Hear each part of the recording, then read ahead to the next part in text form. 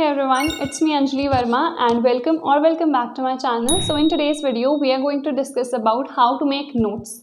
So before starting the exact topic कि हमें notes बनाने कैसे हैं, the main question arises कि हमें notes बनाने क्यों हैं आखिर? Because they help in revision a lot. Now just imagine a situation, दूसरे दिन तुम लोग का बोर्ड एग्जाम है एंड क्या तुम लोग अपनी 2-3 बुक खोल के बैठोगे आगे से and you study from that? No, right? तो उस टाइम पे तुम्हें कंसाइज रिविजन चाहिए. You don't have to do each and every topic in depth और एक दिन पहले वो पॉसिबल भी नहीं है करना. सो इट्स वेरी इंपॉर्टेंट कि तुम लोग रिविजन करो एंड रिविजन के लिए नोट्स बहुत ज़्यादा हेल्प करते हैं. सबसे पहले बिकॉज वो तुमने अपनी खुद की लैंग्वेज में लिखा रहता है तो तुम्हारे लिए ईजी होता है समझना. कई बार इवन मैंने पहले भी अगर सेम चीज़ बुक से पढ़ रखी है, मुझे उस टाइम पे समझ में आ गई थी, बट बिकॉज बोर्ड के एक दिन पहले तो बहुत ज़्यादा प्रेशर रहता है तो ऐसी चांसेस होती हैं कि वो सेम लाइन मुझे बुक से समझ में नहीं आए. तो खुद की लैंग्वेज ज़्यादा समझ में आती है as compare to the bookish language, या फिर किसी और के भी नोट्स अगर तुमने लिए हैं तो उससे ज़्यादा ये हेल्प करता है कि तुमने खुद के नोट्स से अगर तुम लोग पढ़ो. तो इसीलिए खुद के नोट्स बनाना बहुत ज़्यादा हेल्पफुल रहता है. अब हमें किस किस सब्जेक्ट्स में नोट्स बनाने हैं? तो जितने भी थ्योरेटिकल सब्जेक्ट्स हैं उनके लिए नोट्स बहुत ज़्यादा इंपॉर्टेंट है. जैसे मैथ्स है, that's not a theoretical subject, उसमें तुम्हें क्वेश्चंस वगैरह सॉल्व करने हैं तो उसके लिए I would not suggest making notes. But अगर तुम लोग बनाना चाहो तो बना सकते हो. अदरवाइज जो भी थ्योरेटिकल सब्जेक्ट्स है ना उनके लिए नोट्स डेफिनेटली बनाना. जैसे फिजिक्स हो गया, केमिस्ट्री, हिंदी इंग्लिश में भी उतना इंपॉर्टेंट नहीं है. तुम लोग समरी वगैरह देख सकते हो, सुन सकते हो एंड उसके बेसिस पे तुम लोग आंसर लिख सकते हो. But physics, chemistry, in subjects में नोट्स बनाना बहुत इंपॉर्टेंट है. Physical education also if you people get time तो उसके भी notes banana. Otherwise your main focus should be कि फिजिक्स और केमिस्ट्री के नोट्स हमारे एटलीस्ट बने रहे एंड बाकी चीज़ें जो है हमारी वो सेकेंडरी होनी चाहिए. अब जब भी तुम लोग नोट्स बना रहे हो इट्स वेरी इंपॉर्टेंट कि जितने भी इंपॉर्टेंट पॉइंट्स हैं, इंपॉर्टेंट टॉपिक्स हैं, वो तुम लोग अपने नोट्स में डेफिनेटली मार्क करो. कहाँ से हमें इंपॉर्टेंट टॉपिक्स पता चलेंगे? सो इन दैट केस तुम लोग previous year question papers refer कर सकते हो. कई ऐसे टॉपिक्स होंगे जो रिपीटेड ही होंगे तो तुम्हें पता चल जाएगा कि ये टॉपिक बहुत ज़्यादा इंपॉर्टेंट है. अपने नोट्स में ही वो एग्जैक्ट चीज़ तुम लोग मार्क भी कर सकते हो कि ये चीज़ इंपॉर्टेंट है, ये बहुत ज़्यादा इंपॉर्टेंट है. अगर ये बहुत ज़्यादा बार आई है प्रीवियस ईयर्स में, so previous year question papers हमें कहाँ से मिलेंगे? इन दैट केस तुम लोग ओसवाल पब्लिशर्स का कंप्लीट प्रीवियस ईयर की बुक आती है, इन्हीं के क्वेश्चन बैंक भी आते हैं. तो क्वेश्चन प्रैक्टिसिंग के लिए you can go through the question bank. But अगर तुम्हें एग्जैक्ट इंपॉर्टेंट टॉपिक्स मार्क करने हैं कि कौन सा टॉपिक इंपॉर्टेंट है, so go through the previous years ones. जैसे एक चैप्टर मैंने पढ़ लिया है तो तुम लोग ये बुक खोलो एंड इसमें 10 प्रीवियस ईयर्स ऑलरेडी गिवन है तो उसमें देखो कि यार इस प्रीवियस ईयर में ये टॉपिक आया हुआ है एंड यही सेम टॉपिक मुझे 3-4 और प्रीवियस ईयर क्वेश्चन पेपर्स में दिख रहा है तो which means this particular topic is very important. तो उसको मार्क कर लो, वेरी इंपॉर्टेंट है. कोई टॉपिक ऐसा है जो सिर्फ 2-3 बार आया है तो वेरी इंपॉर्टेंट. कोई टॉपिक जो 1-2 बार ही तुम्हें दिख रहा है तो इंपॉर्टेंट. इस तरह से अपने नोट्स जब भी तुम बना रहे हो ना, वो टॉपिक तुम्हें दिख गया है कि ऑलरेडी प्रीवियस ईयर में आया हुआ है तो मार्क करो उसे अपने नोट्स में एंड ऑल्सो राइट. तो प्रीवियस ईयर्स के लिए यार बहुत ज़्यादा इंपॉर्टेंट है कि रिटन फॉर्मेट तुम्हारे पास हो. तो प्रीवियस ईयर क्वेश्चन पेपर्स की जो बुक है ओसवाल पब्लिशर्स की, इसमें सारी चीज़ें ऑलरेडी मेंशन है. जितने तुम्हारे 10 प्रीवियस ईयर्स हैं, जितने सेट्स हैं, वो सबके सब सेट्स भी इसमें गिवन हैं.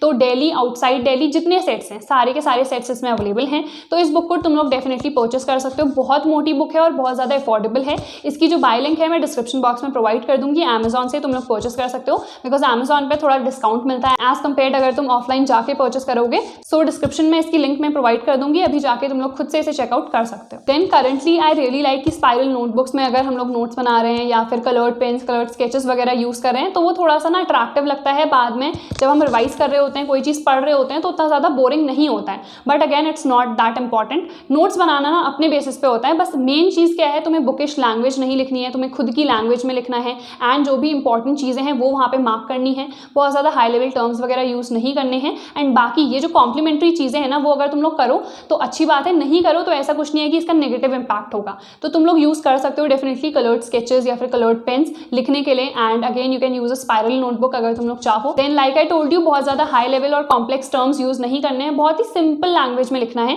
सो दैट नेक्स्ट टाइम जब मैं पढ़ूँ ना मुझे समझ में आ जाए. बुकिश लैंग्वेज बिल्कुल नहीं छापनी है. You don't have to make a book out of a book. ऐसा नहीं है कि यार बुक ऑलरेडी आगे से पढ़ी है, वही सेम लाइन मैंने छाप दी अपने नोट्स में. नहीं, तुम लोग को पहले बुक से रीडिंग करनी है, तुम्हें समझ में आ गया उसका मतलब क्या है. इतनी इंग्लिश तो हम सभी को आती है कि अगर मैंने पढ़ लिया है, मुझे समझ में आ गया है तो मैं उसे अपनी लैंग्वेज में लिख सकती हूँ. मान लो तुम्हें लग रहा है यार मेरी ग्रामर उतनी अच्छी नहीं है तो साइंस के पेपर में ना कभी भी तुम्हारी ग्रामर जज नहीं करी जाती है, बस ये देखा जाता है कि तुम्हें कितना आता है। तो इसीलिए ऐसा नहीं है कि अगर तुमने एग्जैक्ट बुकिश लैंग्वेज रट ली है और वो तुम्हें यहाँ पे याद दिया जाएगा। तो इट्स इंपॉर्टेंट कि जैसे तुमने पढ़ लिया है कि बुक में मुझे क्या गिवन है, देन उसे अपनी लैंग्वेज में लिखो, भले ही ग्रामर थोड़ी सी खराब हो चल जाएगा, but always try to write in your own language, because हर एक चीज़ तुम नहीं रट सकते हो। इतना ज़्यादा सिलेबस है ना कि पॉसिबल ही नहीं है कि तुम हर एक चीज़ जाके रटो। Then again like I told you, coloured pens या स्केचेस यूज करना चाहो तो कर सकते हो, otherwise there is no compulsion in that, and you can also write in points. अब मैं अपना पर्सनली बताऊं तो मैं पॉइंट्स से ज़्यादा प्रेफर करती हूँ कि अगर वो एक पर्टिकुलर पॉइंट है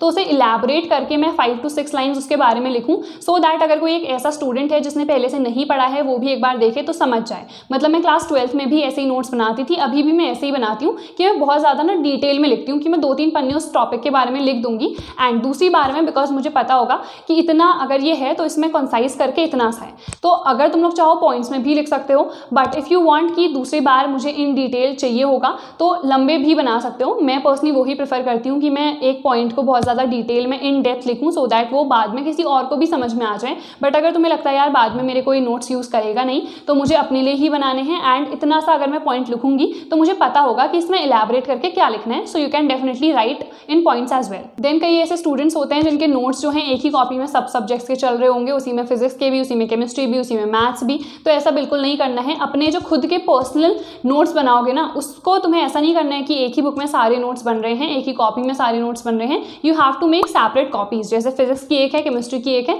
मैथ्स की एक है। अब कई ऐसे स्टूडेंट्स होते हैं जिनका एक ही कॉपी में चल रहा होता है सारा काम, तो ऐसा नहीं करना है। भले ही बहुत शॉर्ट नोट्स बनाओ बट अलग अलग कॉपीज में बनाओ, एंड मेक श्योर कि वो तुम्हें नेक्स्ट टाइम समझ में आए। So these were few of the things. इसके अलावा भी अगर तुम्हें लगता है कि कोई एक पॉइंट है जो तुम लोग यूज कर रहे हो एंड बाकियों को भी उससे हेल्प मिल सकती है, so do comment it down. If you want video on any particular topic, do suggest it in the comment section below, and I hope this video helped you. Don't forget to like, share, and if you're new to my channel, don't forget to subscribe, and I'll see you guys in the next video.